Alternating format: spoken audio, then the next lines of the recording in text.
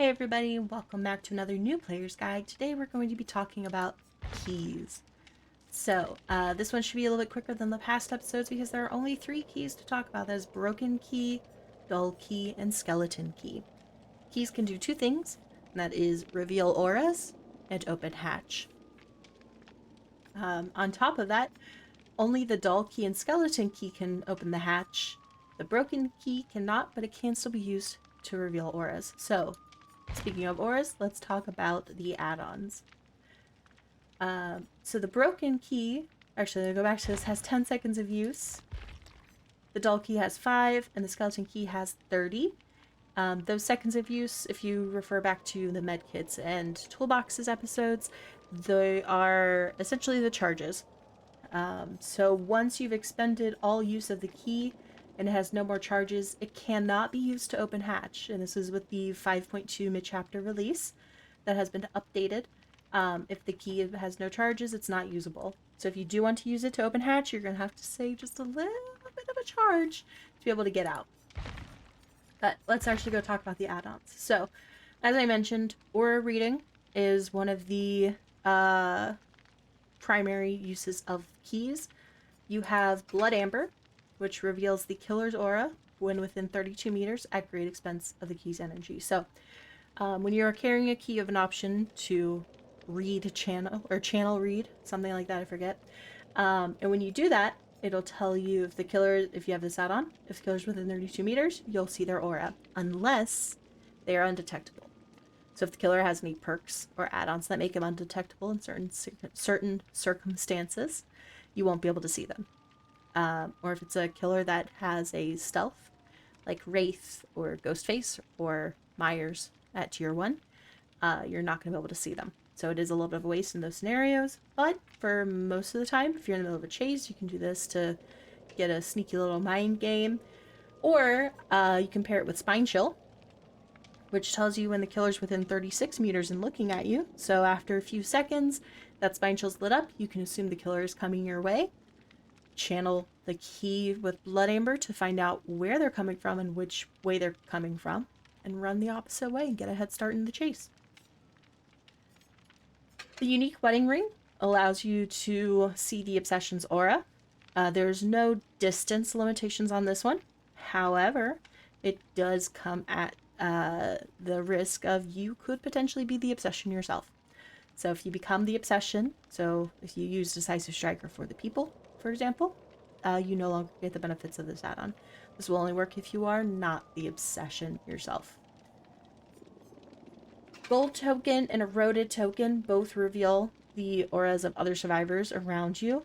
It pretty much the way the perk bond does, except you actually have to activate the key to do it.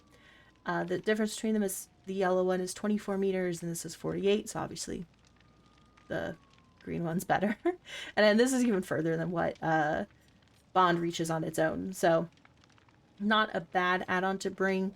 If you want to keep tabs on where your teammates are, especially if the killer's nearby and you think someone's looping nearby, you can kind of activate it real quick and see where they're looping and which way they're heading, so that you don't get in the middle of their chase.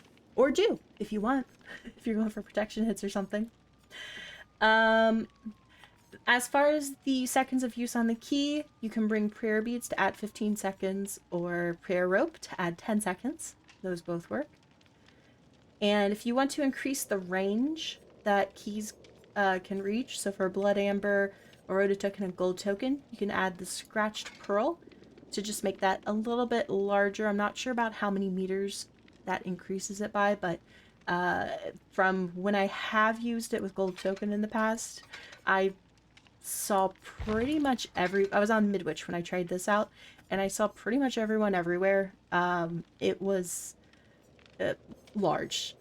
It was a wide range that I could see everybody.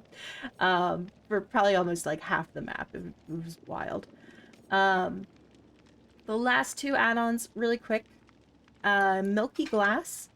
So normally, let me actually pull up one of the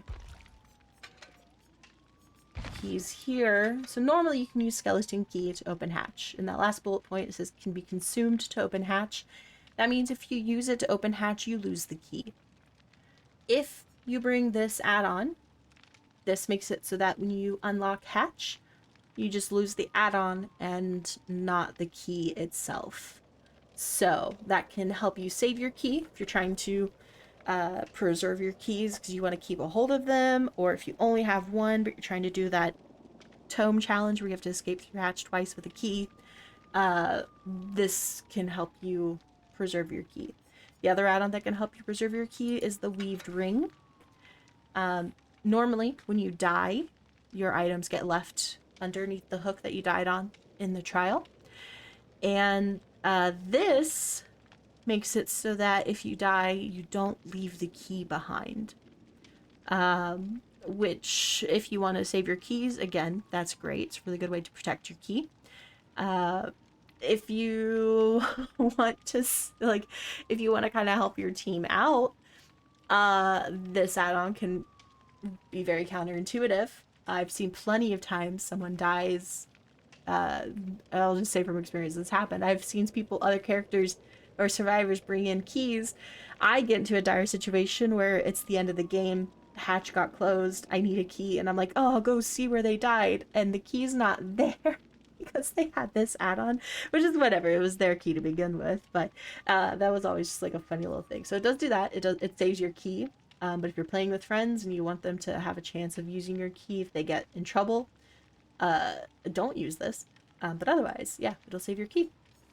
Anyway, like I said, this episode is going to be a lot quicker than the other ones because there's not a whole lot to keys. They're pretty straightforward. I hope you guys enjoyed this episode. We are going to be talking about mats in the next episode, which that should be a pretty quick one as well. And then we'll move on to some other videos in the series. So I hope you guys are enjoying the series so far. If you have any questions or suggestions for future videos, let me know in the comments. I really appreciate it, and I will see you all later in the fog. Bye!